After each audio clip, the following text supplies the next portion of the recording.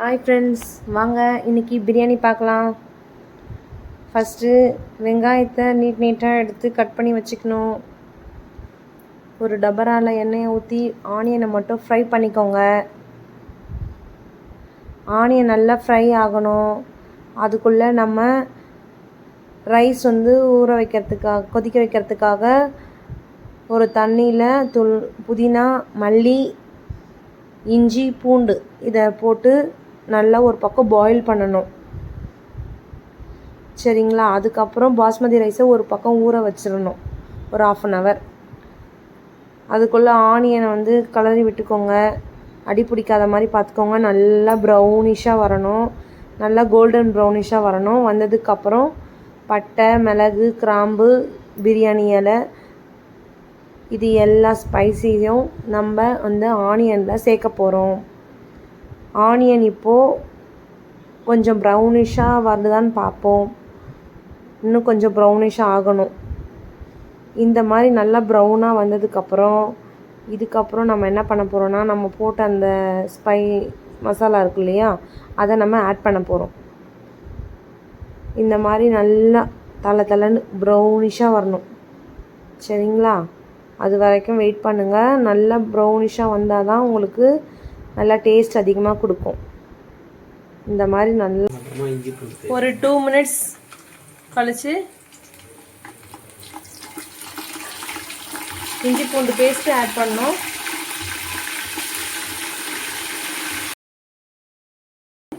பண்ணி வச்சுருக்கோம். So chicken, தயிர், லெமனு, அப்புறம் கரம் மசாலா, வெறும் மிளகாத்தூள், அப்புறம் மில்க் கொஞ்சம் ஆட் பண்ணியிருக்கோம். ஸோ இது எல்லாமே பண்ணிவிட்டு ஒரு 1 hour இந்த மாதிரி ஃப்ரீஸ் பண்ணி வச்சுட்டு அப்புறமா எடுத்து நம்ம பிரியாணி ஆட் பண்ணிக்கலாம். அப்போ தான் இது நல்லா இன்னும் ஸ்பைஸியாக இருக்கும். இது என் ஹஸ்பண்டோட ரெசிபி. இப்போது ஒரு 5 மீடியம் சைஸ் தக்காளியை இஞ்சி பூண்டு பேஸ்ட் போட்டதுக்கப்புறம் நம்ம ஆட் பண்ண போகிறோம்.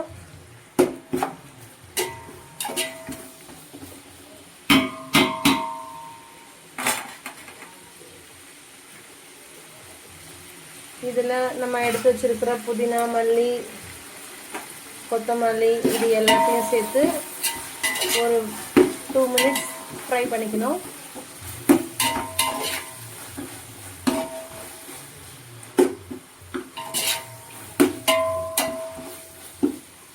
தக்காளி வதங்கட்டும்.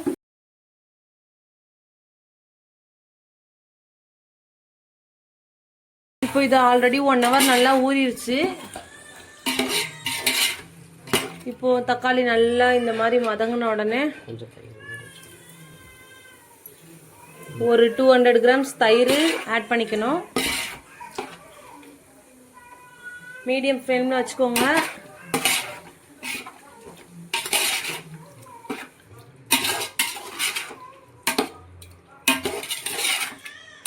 சிக்கன்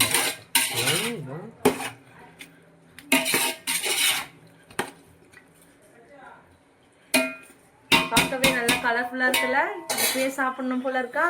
வெயிட் பண்ணுங்க. இப்போ மசாலாவை ஆட் பண்ணிடலாம்.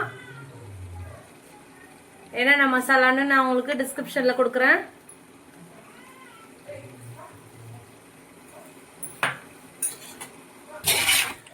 இப்போ நம்ம இதில் வெறும் மிளகாத்தூள், கரம் மசாலா 2 tablespoon ஆட் பண்ணியிருக்கிறோம். நல்லா ஒரு வாட்டி நல்லா கலரி விட்டுருங்க, இல்லைன்னா அடி பிடிச்சிடும்.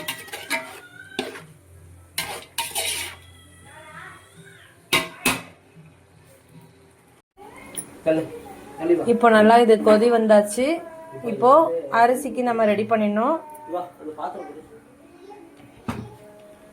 பாஸ்மதி ரைஸ் 1 கிலோ எடுத்துருக்குறோம். இப்போ இதை நல்லா இந்த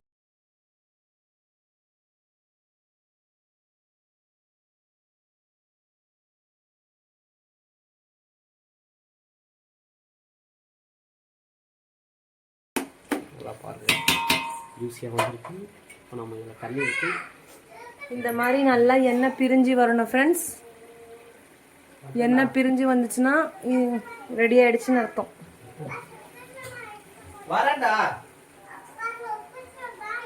இப்போ இதில் 2 கப் வாட்டர் ஆட் பண்ணிடணும்.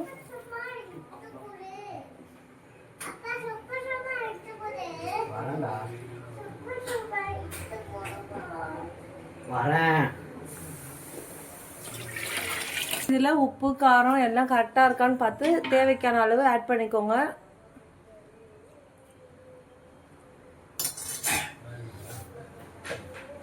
ஒரு 70% பாயில் இருக்கு ரைஸு.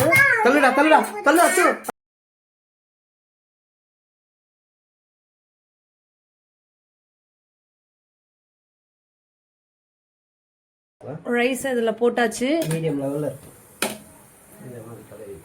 இந்த மாதிரி ரைஸ் போட்டு பொறுமையாக கிளறி விடுங்க. ஸோ தண்ணியும் அரிசியும் ஒரே ஈக்குவலாக வந்தால் தான் நமக்கு தம் போடுறதுக்கு கரெக்ட். இப்போது தண்ணியும் அரிசியும் ஒரே ஈக்குவலாக வரணும்.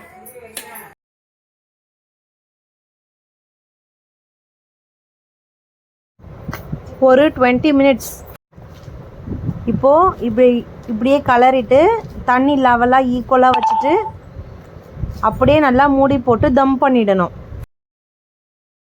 ரெடி ஆயிடுச்சு, பிரியாணி ரெடி ஆயிடுச்சு.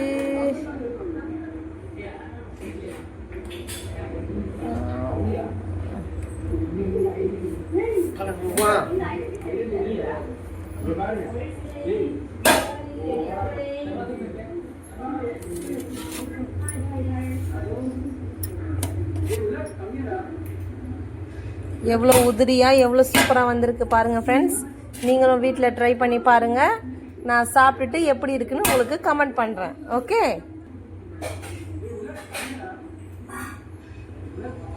எவ்வளோ உதிரியாக வந்திருக்கு பாருங்கள்.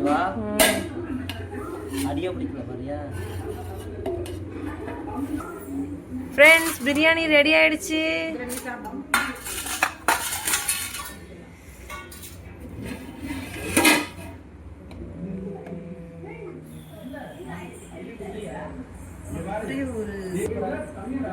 இப்போ சாப்பிட்டு பார்த்துடலாம் எப்படி இருக்கு, டேஸ்ட் நல்லா வந்திருக்கான்ட்டு.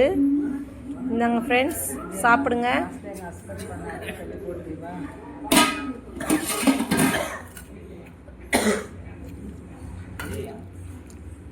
சூப்பர், சூப்பரா வந்திருக்கு ஃப்ரெண்ட்ஸ். நீங்க ட்ரை பண்ணி பாருங்க, சாப்பிடுங்க, என்ஜாய் பண்ணுங்க.